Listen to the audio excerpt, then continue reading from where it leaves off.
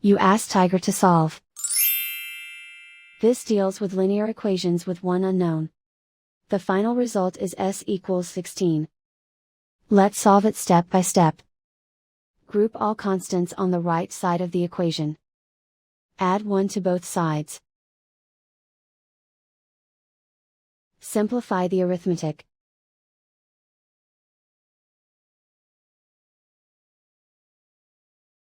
Isolate the s. Multiply both sides by 4. Group like terms. Multiply the coefficients. Simplify the fraction.